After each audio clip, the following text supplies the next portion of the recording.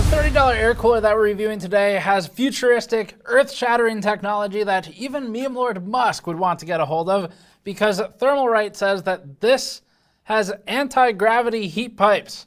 That's right, heat pipes so good that they oppose gravity. Let's see if they work. Nope. Anyway, we're reviewing the Assassin Spirit 120 today. It is a $30 cooler. Despite the marketing language, it is actually very competitive for the price point. Let's get started. Before that, this video is brought to you by Squarespace. We use Squarespace for our own GN store and juggle complex, multi-piece orders all the time with it. Squarespace makes it fast for us to roll out new products with detailed pages full of galleries, videos, and descriptors. It's also useful for your own resume sites, for photographer or project portfolios, or for starting your new small business idea. There's never been a better time to try and start your new business than right now, and we can vouch that Squarespace makes it easy. Visit squarespace.com/gamersnexus to get 10% off your first purchase with Squarespace. The anti-gravity technology really doesn't work. It's got a big dent in it now. Anyway, we've already completed the testing, so that's fine. We can unbend it later. This is the first cooler we've ever officially looked at from Thermalright. Thermalright, if you're not familiar with the name, the company has been around for a very long time, so it's not some pop-up fly-by-night brand. Thermalright's history began in about 2001, and it made a lot of very early AMD coolers. So they do have some history to the company. It's been making coolers a long time. If you haven't heard of them, it's for no other reason than they haven't really been that noisy in the Western market lately. But Thermalright is currently trying to change that. So the Assassin Spirit 120 is in a line of Assassin branded coolers. This is not to be confused with the Deep Cool Assassin series. The Spirit 120 is one of the cheapest ones. It ranges from about $30 to $38 and sometimes up to $52. That $38 to $52 upper end of the range is for the dual fan version, where they just strap another fan to the back of this. It seems to fluctuate in price a lot. When we first wrote the script, it was $52, now it's $38, something to keep in mind. And one thing on price, so when we first started reviewing this, it was $23 on Amazon. Really interesting and appealing at that price point. Completely changes the tone of the review. If you see it for 23 bucks, you should become instantly more interested in the Spirit 120. Today, it's 31-ish, so we'll review it in the scope of that price. The main thing this is going up against in our testing is going to be the Vetroo V5, which we've looked at extensively. It is about a $35 cooler, depending on which version you get. It's very competitive at the low end, and then the Arctic Freezer Esports Duo 34, or whatever it's, however those words are arranged, would be the other competition. That one we liked for mid-range builds. Couple marketing things right up front. So first of all, this fan, the Thermalright fan, they say is an SFDB bearing. FDB just means fluid dynamic bearing, so it's just a type of bearing, sleeve, rifle, fluid, or hydrodynamic. We asked Thermalright right before this review, we said, what does the S designate? What does S stand for? What does S mean in SFDB? Credit to Thermalright for being extremely honest. It's a lot better than giving us a BS answer. Thermalright said, quote, "The S letter does not mean anything. We add it to sound different." So, fair enough. I have no rebuttal for that. The AGHP marketing that you'll see on their Amazon page mostly, because the official page is barren, means anti-gravity heat pipe. We've already demonstrated, somewhat sadly, that those aren't actually anti-gravity. But what Thermalright's trying to say, well, we'll read what they say first. Here's their marketing claim, quote, "Special manufactured heat pipes for high-power CPUs, fighting heat with ease.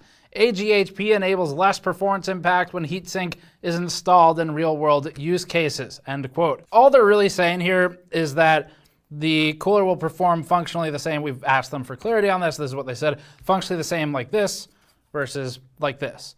And a couple things here. So first of all, basically every other aspect of how the cooler is positioned, used, in what case it's used, if it's used in a case, all of that will impact its thermals a lot more than just its orientation. We've tested coolers like this, in fact, much larger ones under very high heat loads in vertical versus horizontal versus face down orientations, like with the Noctua NHC15 in the past. And generally speaking, especially at this size, it does not matter if all variables are equal. So if you test on a dummy heater, for example, or you use a test bench without any obstructions around it at all, nothing else changing the pressure system in the case or the airflow, it will be the same. We've done a lot of testing on this, very controlled, and it doesn't matter.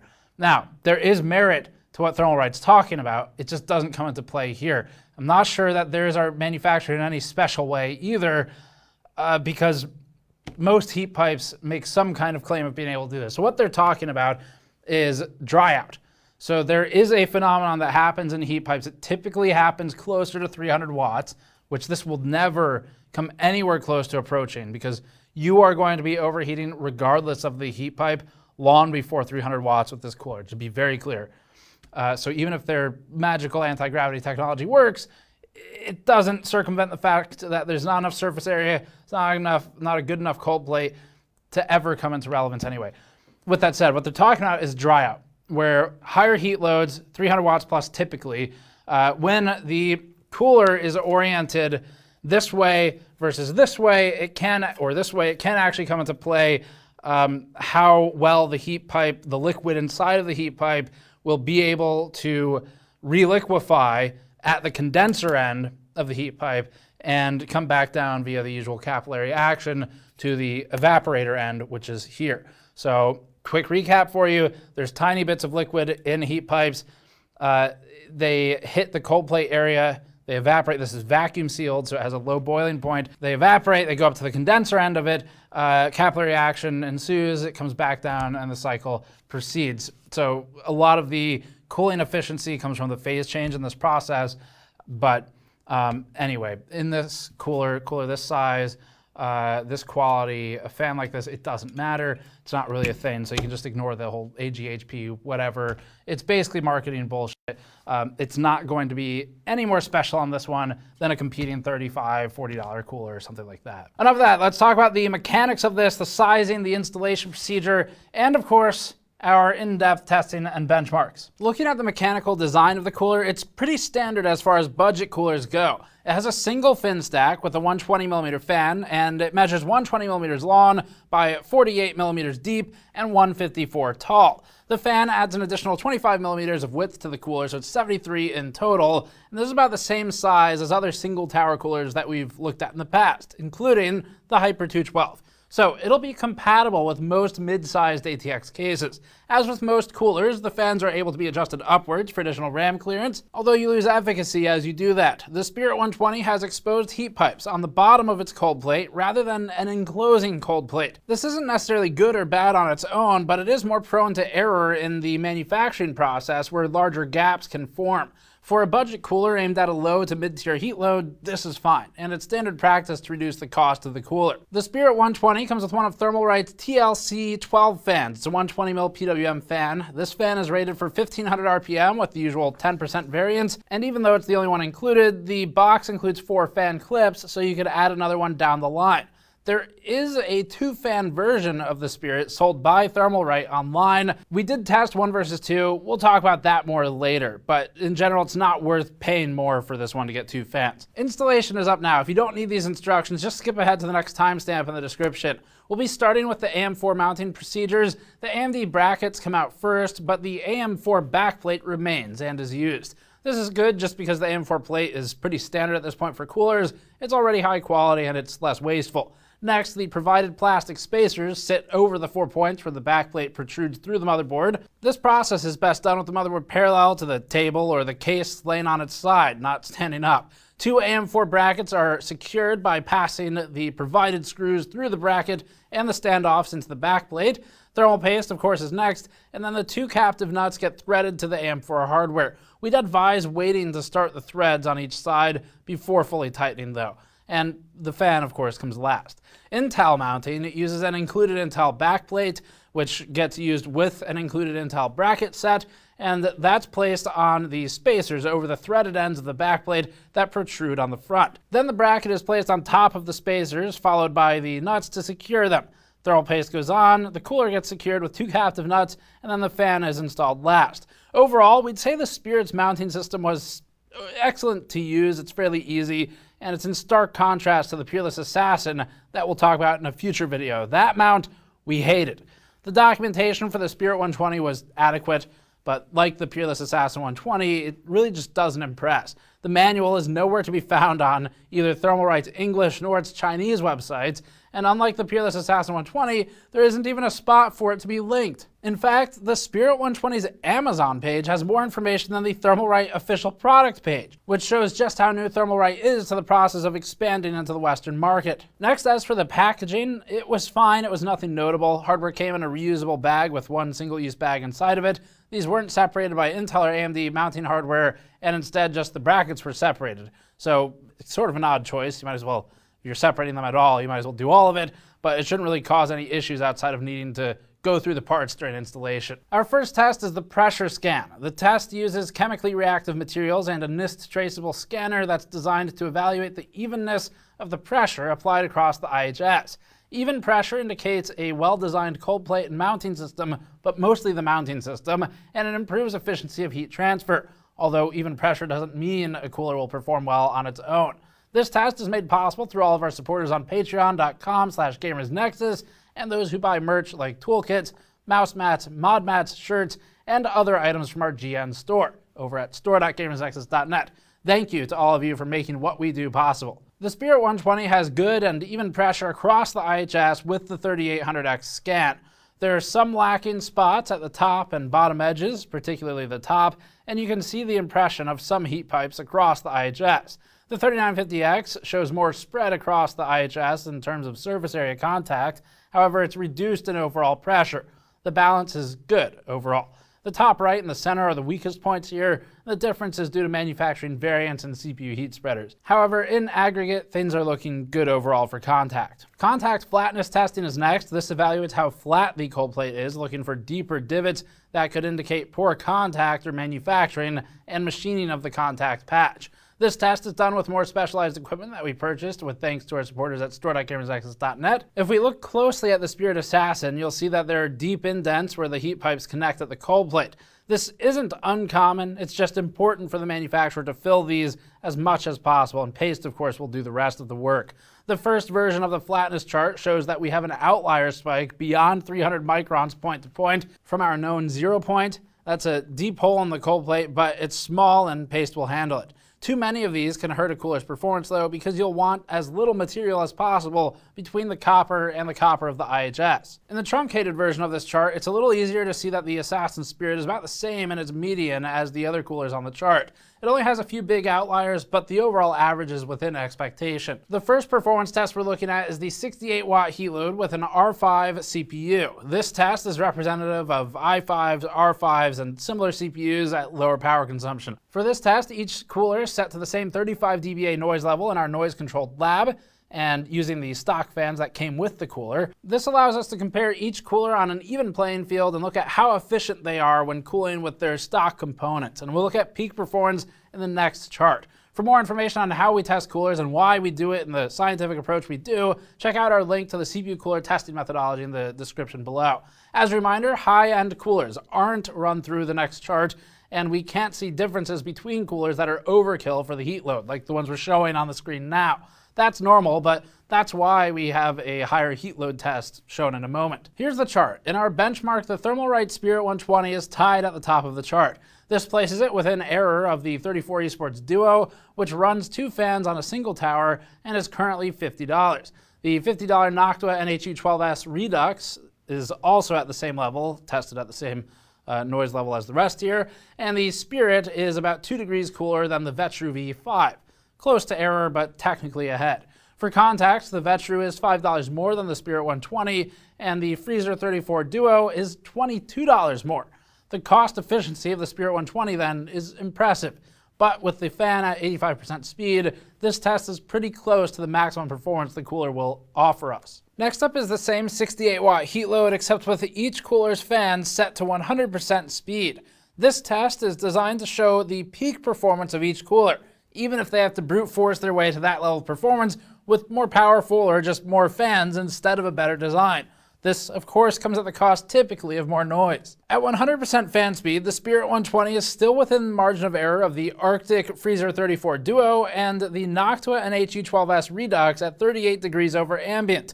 although now the Vetroo V5 is only 1.6 degrees warmer than the Spirit 120. The noise level for the Spirit 120 is slightly higher than before, now at 38 dBA, but that's unsurprising because its fan speed was already 85% in our previous test where normalized for noise. 38 dBA makes it more efficient than the Arctic Freezer 34 Esports Duo, which is noticeably louder while maintaining approximately the same thermal result. The Fuma 2 is the most efficient air cooler on this chart. It's also larger as a dual tower design than the Thermalright Spirit, and it's more expensive. Our next test is with a 123 watt heat load. It's about twice the power as the previous benchmark. This test is done with our 3800X, and once again, all coolers are set to a noise level of 35 dBA. Here's the chart. In this test, the Spirit 120 comes in at 58 degrees Celsius over ambient. The only other cooler in a similar price range is the Vetroo V5, currently tested anyway, which is 4 degrees warmer and $5 more. Outside of this, the Spirit 120 is within our error for the Arctic Freezer 50, which is $60 and encased in plastic in a way that makes it seem like it belongs in an Alienware PC that we had to Dremel in order to test, so we don't recommend the Freezer 50. Finally, the Spirit 120 is 2 degrees warmer than the Freezer 34 Duo, a $52 cooler that overall we would recommend for a mid-range system, but the Thermalright Spirit's pretty competitive here. This is the same test, but at 100% fan speed. It also features 2 fans on the Spirit. At 100% speed, the Spirit 120 averages 57 degrees over ambient, which is just 1 degree cooler than in our 35 dBA test. Barely any change since the cooler is near its max RPM already. The Vetroo V5 is about 2 to 3 degrees warmer than the single fan Spirit here. However, the Spirit is running at 38 dBA in our testing, with the V5 at 43. That's the big difference here. This makes the Spirit more efficient because it's running 5 dBA lower while also operating a few degrees cooler. Every 10 dBA, as a reminder, is about a 2 times increase in perceived noise to the human ear, with 3 dBA typically being the threshold for being noticeable to a human. The Spirit is outdoing the V5 in both thermals and acoustic efficiency. Adding a second fan to the mix lowers the temperature by 2 degrees down to 55 over ambient, but it also increases the noise level at 100% fan speed from 38 dBA to 43 dBA. This is far more efficient than the V5, but overall it's not worth the extra cost or noise to outfit the Spirit with another fan versus the single fan result. It might be worth considering if you just have an extra fan lying around though. So overall, the Thermalright Spirit 120 is a good competitor to the Vetroo V5 that we looked at previously. We have a lot more low-end coolers coming in for benchmarks, so keep an eye out for those. But this is definitely a no-frills style cooler. The tower looks kind of nice. They've done a good job with the coating, other than the unfortunate dent here that Mike will perhaps unbend later. But the coloring actually does look really nice. It's not just a raw aluminum color that you'll get on most of the cheap coolers, but that doesn't really impact the performance, obviously. The fan's fine. It's nothing special. But competitively at $30, we would put this as better than the Vetroo V5 right now. It is more efficient in terms of the acoustic to thermal performance. So the Spirit 120 is doing well there. It's not blackout. If blackout matters to you, the V5 has it. This doesn't, at least not this version that we got. The fan on our $30 model, $31 model is not RGB either. Maybe that's something you care about. If it is, then I believe Thermalright has RGB options you could look into. Otherwise, the Vetroo V5 will include RGB with some of its models that we've looked at before. But just strictly for performance only and nothing else, the Spirit 120 is winning versus the V5 right now. It's far better than the Freezer 50. Just overall, we don't really like the Freezer 50. The Scythe Fuma 2 remains the best efficient air cooler, at least generally speaking, for the price, the performance, thermally and acoustically. And the mounting installation is pretty good too. So if you're spending a little more money, the Fuma 2 is going to be more efficient. You can bring down the noise levels more at a given temperature level. It will outperform this far and away in those metrics. But for something cheap, the Thermalright Spirit is looking pretty good. Nothing really stood out to us as outright bad with this cooler. There were many things that were simply adequate. We weren't impressed by much on this other than just general price to performance. But for example, the mounting mechanism is fairly standard. Aspects of it are good, but mostly standard. The instructions are good in the physical inclusion sense that you can get it installed without really any issues. However, it's lacking in that there's no online manual, so that's a pretty big oversight right now. It might change by the time we upload this, but At least for the last few weeks, there has not been one. The fan clips are adequate. They're pretty standard. These have been around for over a decade now, easily, probably a couple decades. And so overall, we think it's fine, which is kind of what you're looking for when you're spending $30. So that's it. Couple notes here before we finish up. So when we first received the Spirit 120 and started testing, it was actually $23, which is a phenomenal price. If you can get it for $23, then you're killing it with this cooler. That is a good deal. It's now $31. It has stayed there for a few weeks at least. And then the dual fan one has moved around as well, but in the opposite direction, came from 52 to 38. So probably the pricing here is such that they are running slimmer margins to try and get some recognition, get some adoption in the West, and they're probably running up against whatever shipping and logistics costs are starting to hammer away at the rest of the margin right now, and maybe that's why the price is moving so much, because it's generally a lower margin product, at least the single fan version. So this comes back down to $23. Basically instant buy right now. Very good value at that price point. If it doesn't, then it's fine. It's still, we'd prefer it over the V5 just for performance, but that's it for this one. Thanks for watching. As always, subscribe for more. You can go to store.gamersaccess.net to support this type of testing directly and get something good in return, like our teardown toolkits, custom built for GPU disassembly. More on store.gamersaccess.net if you want to learn about that, or patreon.com/gamersnexus for bonus videos. Thank you for watching. We'll see you all next time.